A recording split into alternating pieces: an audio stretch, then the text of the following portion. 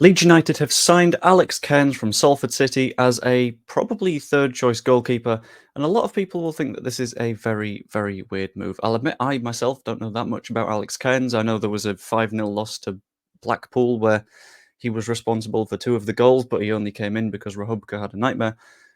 And that was the one time he played for Leeds United, and since then he has hovered around the lower leagues. But I genuinely think this is a surprisingly genius move, and I'm going to run you through exactly why, the various rules and regulations that this helps with, and ultimately what this means for Leeds United's transfer strategy. But first, subscribe. At the start of the season, I'm going to take my subscriber count, divide it by 100, and I'm going to give 1p for every single one of my subscribers to Prostate Cancer UK. One click, 1p. It's easy enough for you to give to charity like that. So hop on board. So, diving into it, there are a few reasons that I think this Alex Cairns move is genuinely, secretly quite genius, very, very clever. So a little bit more detail on Alex Cairns. He started his career at Leeds United, but I say started in a very, very loose sense. He played for us one time, came through our academy, and then didn't really build from that point onwards. Since then, he went to Barrow on loan, Stalybridge Celtic. He played 38 times. He was at Chesterfield and didn't play. Rotherham didn't play. 209 appearances for Fleetwood before going on loan to Salford City with another 23 appearances before signing for them permanently last season. Played 46 matches, which is great. You know, he played every single match in the league, and now he's at Leeds United, which will have a lot of people confused because he's played all over the place in the lower divisions. So why exactly would you bring him back? What benefit is there to Leeds United? Because we wouldn't make this move if there wasn't a benefit to us. And the benefit is EFL squad registration rules. Now, this is going to be a bunch of fairly complex rules and stuff like that, but I'm going to try and simplify them as much as I can just to get everyone on the same page and understanding what exactly this move is and why this move is happening. And there are 2 regulations that we need to follow as a football club when it comes to at least being relevant to the Alex Cairns deal. First up is homegrown players. Homegrown players doesn't refer to players that were developed at Leeds United. That's going to come a little bit later. But every single football club gets a 25-man squad list in the EFL. This 25-man squad list doesn't include players that are under the age of 21, for example. And I think you have to register free signings, but you're allowed to sign them at any point. Having this 25-man squad list means that you're relatively limited, and it sort of means that clubs, in theory, can't just buy every single player and say, well, no, they're part of our squad, because you'd need to register them. Part of this regulation means that you need 7 homegrown players on that list, and the specific wording is they have to have been registered with their current club or any other club affiliated to the FA or FA of Wales for 3 seasons or 36 months prior to their 21st birthday. Basically, if you've played football in England, signed with an English club for 3 years, brilliant.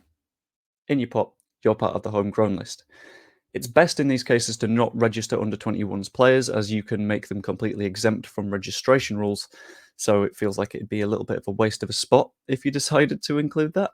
But importantly, Alex Cairns can fill one of these 7 spots, which is good, because he was at Leeds United for 3 years prior to his 21st birthday, or at least at FA affiliated clubs, because he has only played in England.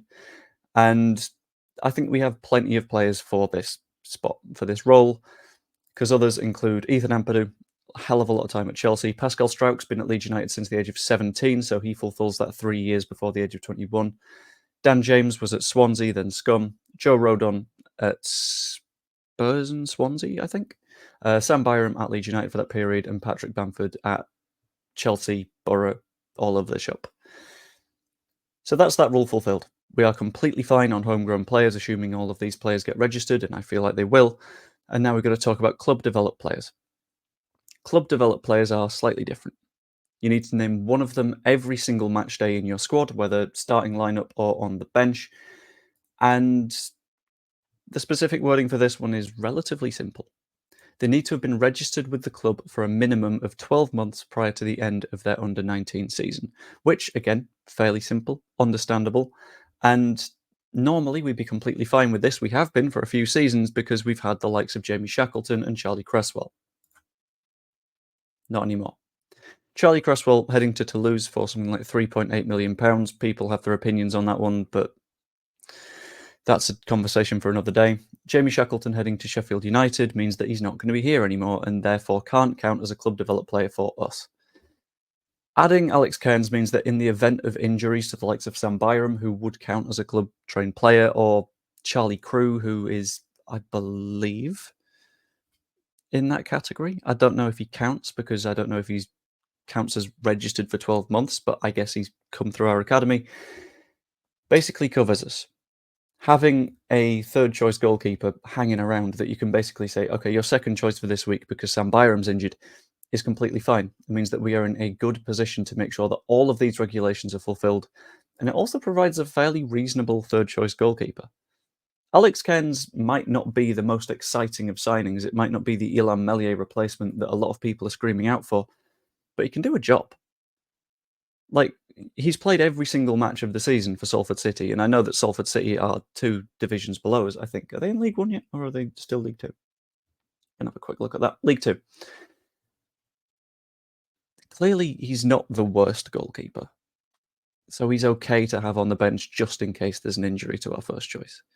And my thoughts on the move are that it's really, really wise. It's sort of clever. There's a secret hidden bit of genius to it to fill these EFL requirements with incredibly affordable options. Alex Cairns will not be an expensive goalkeeper in terms of wages or in terms of fee. Apparently, we've paid a nominal fee. That means sod all. And in essence, we've filled most of the squad requirements now without having to push ourselves to that point of spending vast sums of money on someone that was previously trained at Leeds United. Calvin Phillips, for example, would be in a similar situation, but his wages would be through the roof. And from this point, we can look internationally for our future transfers with some safety because we know that we've covered our backs.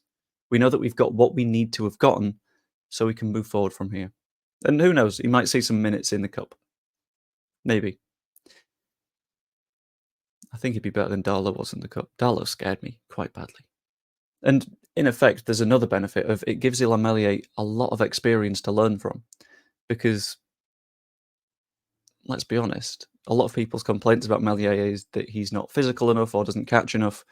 Having a League Two goalkeeper who's dealt with some of the most physical football there is can only be a benefit, can only teach him a few lessons. Plus, I think it shows to me that we're getting the basics done before we build on the bigger stuff. We're setting the foundation of, right, okay, this is the core squad. These are the players we need to register because homegrown stuff, now we can do the elaborate things. And I really enjoy that. It's safe, it's comfy, and it makes sure that we'll be okay. But that's my opinion. I do want to know what you think. So let me know in the comments down below. Like the video if you enjoyed it, and subscribe again. It's 1p per subscriber, so that would be hugely appreciated.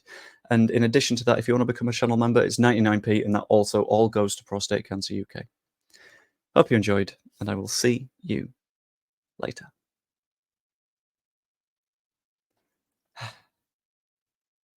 It's good to be back recording things. I like it. It's my happy place. See you in a bit.